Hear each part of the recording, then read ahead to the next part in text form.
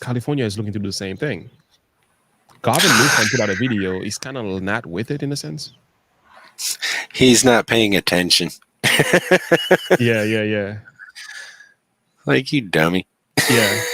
I mean, how does that really speak for Democrats who like to tell us that election integrity, insurrection, democracy, they speak about this all the time. But you are trying to stop Trump, trying to remove Trump from the ballot so that people can't vote for him. That's not a good look. This is a threat to our democracy. I think this is even a much greater threat to our democracy. Right? A threat, right? I was just thinking of that meme where they post all the pictures of every single news station saying it over and over and over and over and over that's again. great. Yeah, this is a threat to our democracy. Oh, you talking about the oh my Lord, yes. You know, Yeah, that was a meme, about. but it was good. Yeah. I know exactly what you're talking about now. Yeah.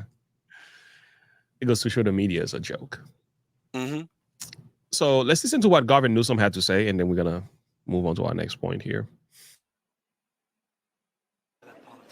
Governor, what do you think is going to be the takeaway after this debate from the American people? I think it will be clear that Trump comes out the dominant force after this debate. I mean, this is the XFL. This is JV. I mean, and honestly, I mean, this is maybe a vice presidential debate. These guys are getting lapped by Donald Trump. It's not even close. It's not even interesting. And I think what's most interesting to me is, do they recognize that? Or are they actually going to show up and run against the guy that's in the way of their prospects to be the nominee? It's a zero-sum game. It's a binary choice at the end of the day. It's not a ranked choice voting. So either these guys come after the front runner and distinguish themselves, or otherwise they're wasting everybody's time. And I say this with love and respect. There's a reason some of the advertising is being discounted for this debate. People don't even want to tune in because they know that fundamentally. Why don't that politics?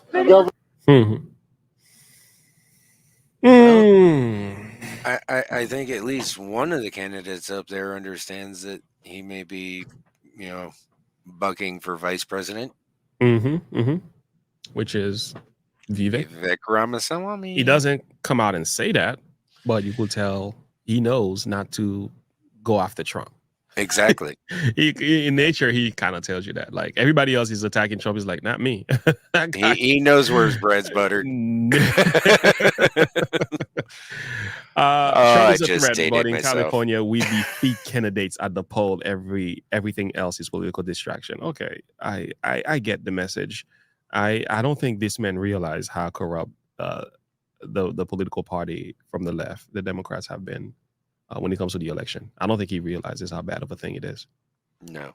Maybe he does, but being narcissistic and as you can be, he's so narcissistic and tone deaf. It's not even funny. Yeah, so I don't think it really matters. Like, I mean, come on, we watched the debate with him and Ron DeSantis. They were putting the stats up on screen, and he was still trying to argue it. Yeah, he was denying the very stats that were on the screen. I'm like, the numbers can't lie, buddy. It's like you have no. Yeah. My goodness. There's a level of cognitive dissonance that you just can't get with anyone else that I've seen. Yeah. It's pretty ridiculous. So here's a video about Lieutenant Governor. Listen to this. California's Lieutenant Governor is exploring the possibility of keeping Donald Trump's name off the state's primary ballot. This comes one day after the Colorado Supreme Court ruled the former president doesn't qualify for its primary ballot. Lieutenant Governor Eleni Kounalakis sent a letter to California's Secretary of State to explore every legal option to remove Trump from the March 2024 ballot. Kounalakis says the state must stand on the right side of history and that the Constitution states candidates not be an insurrectionist. Trump's attorneys plan to appeal the Colorado ruling to the U.S. Supreme Court. Hello, I'm Mark. Again, that's know crazy. That doesn't apply to him, right? That's the thing. They ignore all the facts just to create a case out of nowhere. Oh, my Lord. So here's my question. Why would they want to do this to Trump? There's only one major reason. Because they don't want him in office again, and they know they're going to lose. This is election interference at its finest. They know they can't beat the man if they allow people to vote. And this shouldn't have shocked us because that's kind of what they did in Chicago. And I spoke about that, how they stopped the people in Chicago from voting, and it's crazy. They stopped them from voting to stop. This is a good one, but we're going to leave that alone. That could be another video. But they stopped them from voting so that these folks, these lovely folks that we want to let in our country and live off our taxpayer dollars, so that the sanctuary city status may be rethought, not even completely revoked, but at least, hey, we need to rethink how we're going to process this thing. So keep in mind, I want to play this quickly, and I think I've spoken about that, and I'm going to come back to the point. Well, This is the video. Megan, the idea here is even if they do that, the ballot wouldn't be counted. That's the idea. That's what they're trying to do. Yeah, and that's a scary thought, Even with a write-in ballot, they wouldn't count the ballot as a legitimate ballot. Yeah. So Trump is largely being blamed for this. Well, this was a video that was released on January 6th, I think January 5th, if I'm not mistaken. And that was banned on Twitter. He was not allowed to even speak about this. And listen carefully. This is the guy that is being blamed as an insurrectionist. And I would like to understand how so. I know you're hurt. We had an election that was stolen from us. It was a landslide election, and everyone knows it, especially the other side. But you have to go home now. We have to have peace. We have to have law and order. We have to respect our great people in law and order. We don't want anybody hurt. It's a very tough period of time. There's never been a time like this where such a thing happened, where they could take it away from all of us, from me, from you, from our country. This was a fraudulent election, but we can't play into the hands of these people. We have to have peace. So go home. We love you. You're very special. You've seen what happens. You see the way others are treated that are so bad and so evil. I know how you feel, but go home and go home in peace. Yeah. I don't see the issue with that. I can't. There's nothing wrong with that. Yeah. So how is he an insurrectionist when he's telling people not to go in there and do things they're not supposed to be doing? To me, I can't connect those two dots. I don't know how the left come to the conclusion, Trump. The only thing I can think of is cognitive dissonance. Yeah, you're right. There has to be a disconnect somewhere that makes them not believe what they're seeing in front of their eyes. Yeah. You can put as much evidence in front of them as you want. It goes back to the whole video where we did long ago with the guy from the CIA. It says once the country's been so disenfranchised, it doesn't matter how much evidence you throw at them or put in front of them, they're not going to believe it until the boot's on their neck. Yep. I think, what was his name? Was he a Russian? He was a Russian KGB agent. De facto. Yeah. That was, yeah. Wow. So, and I asked the question, why is this happening to Trump? Well, because Trump is going to win. So it goes to show that these people don't really care about our votes. I don't know when this election cycle, this new way of doing election has changed in America, but something happened at a specific time. I don't know. Was it when Trump became president? I'm not necessarily sure, but it seems like there is something that is making sure. It was when Trump upset Hillary. That's when they realized that we cannot allow this to ever happen again. We have to put measures in place to ensure that this never happens again. Yeah. And that's when we ended up with the Kofifi. So then we could have mail-in ballots and drop boxes so they could stuff them.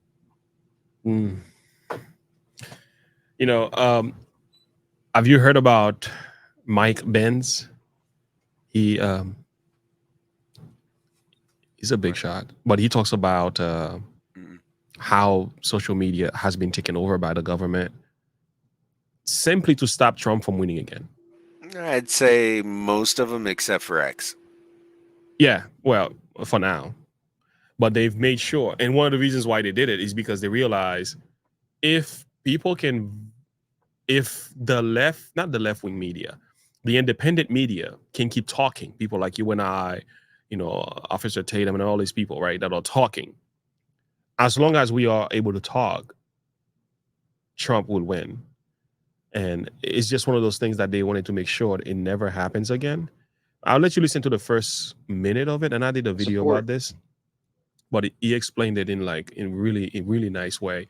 And if you want to understand why Trump is such a problem and what they're doing to stop Trump, one of the means that they're using right now is silencing our speech. Because if you silence our speech, Trump cannot win. As long as we are talking, we are changing perspective, we're changing narratives, we're debunking a lot of lies.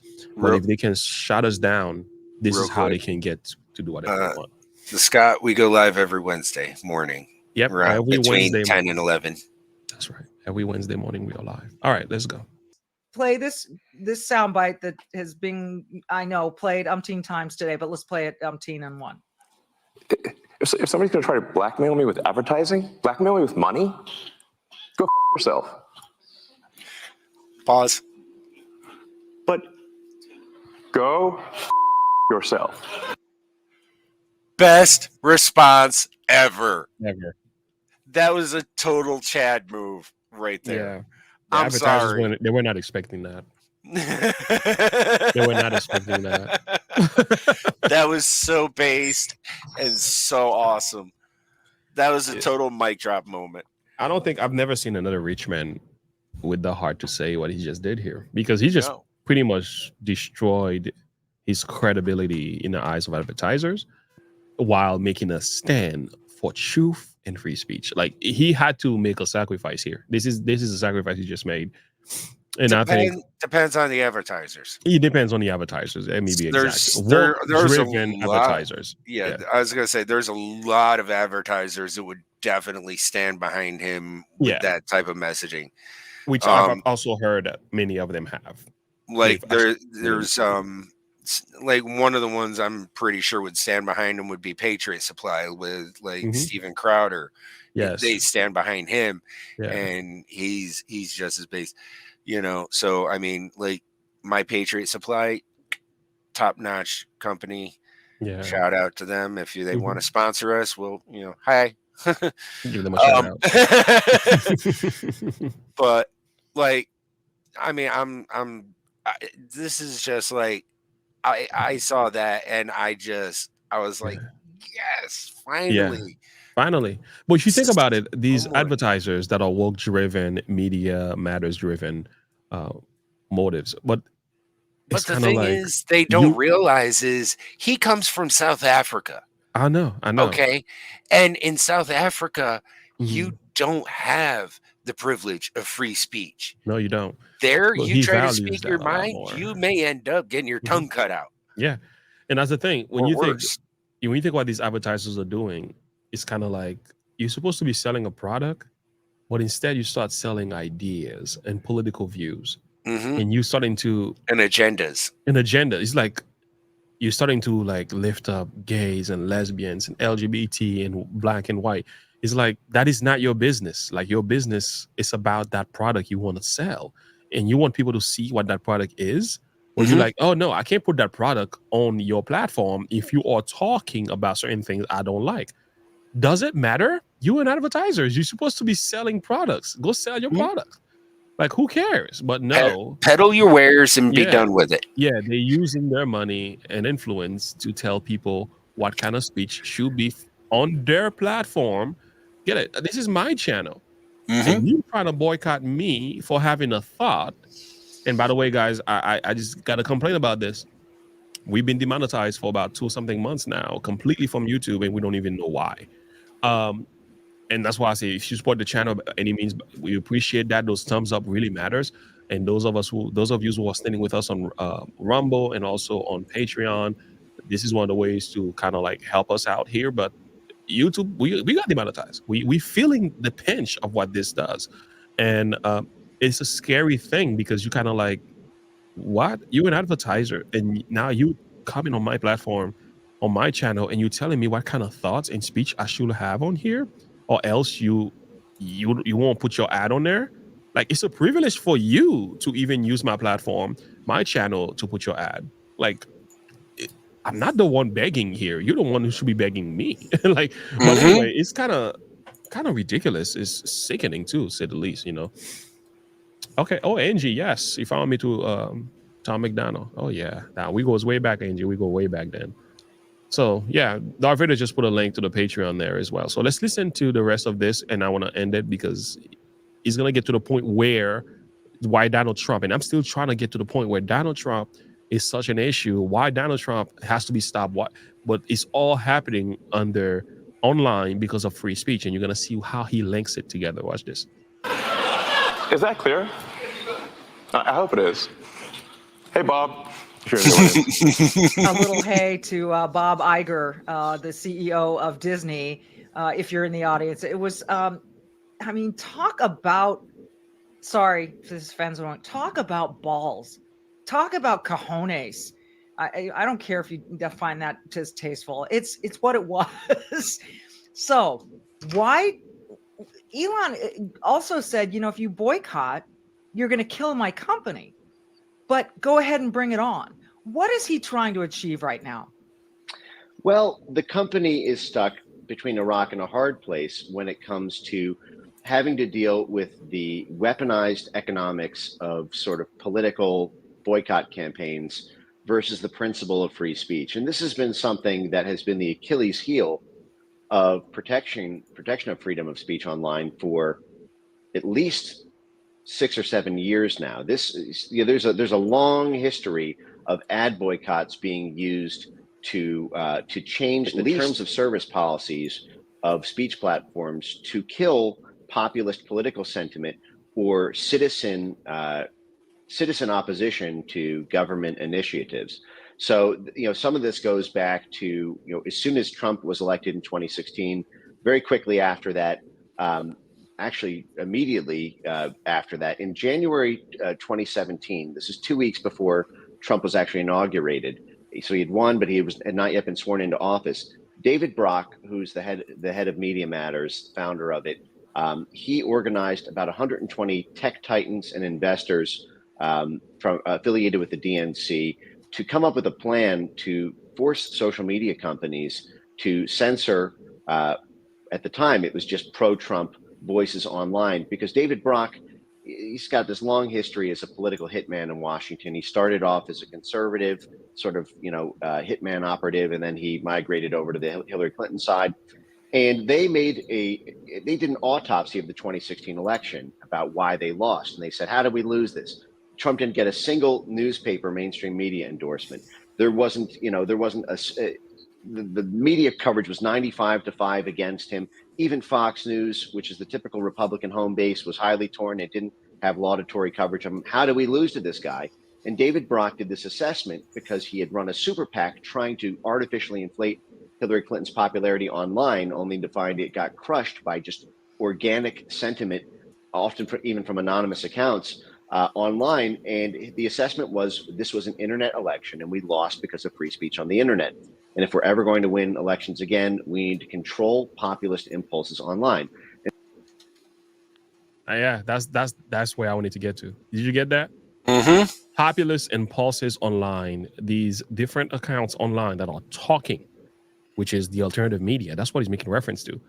They went on a mission to stop the voices of people like yourself, myself, they're just using advertisers boycott as a weapon to shut the mouths of people like yourself and myself, patriots who love this country, who have YouTube channels. They're just going after them so that the words don't get out.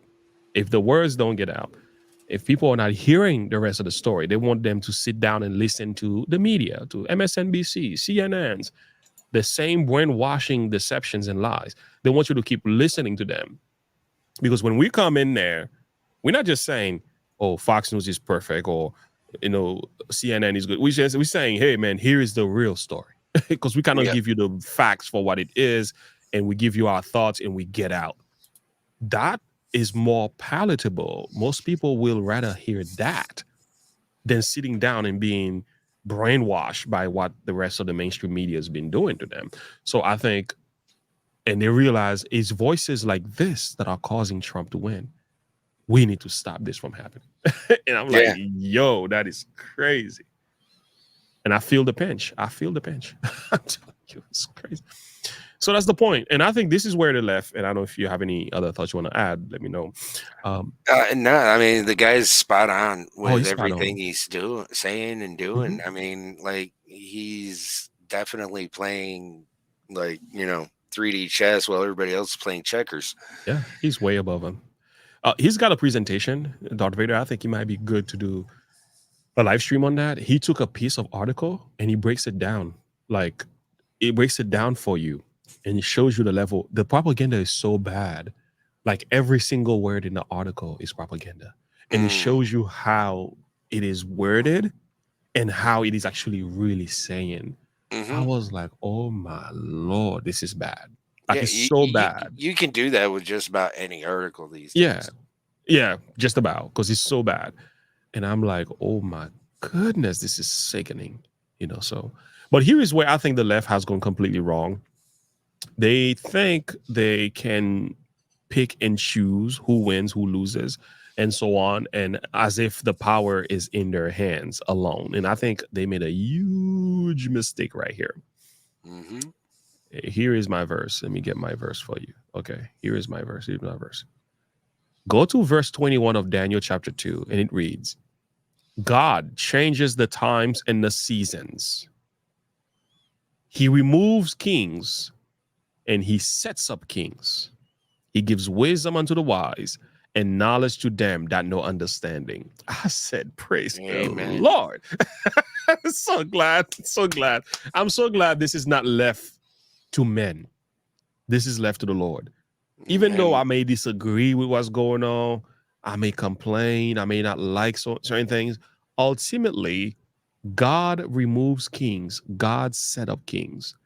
And I'm saying this, I've said it before and I'll say it again. If Trump is in God's plan to win 2024, there's no devil in hell who could stop that from happening. Nope. And I also like the next verse. He revealeth the deep and secret things. He knoweth what is in the darkness, and the light dwelleth within him. I mean, this just shows that who's really in charge here. No matter what, you can hide in the dark all you want, and you can keep your little secrets in the dark all you want. But guess what? In the end, there's going to be a giant, huge spotlight shone right on them, and the light reveals all. That's it. That which is done in darkness shall be brought to the light. And it's amazing what the light does when he exposes the darkness.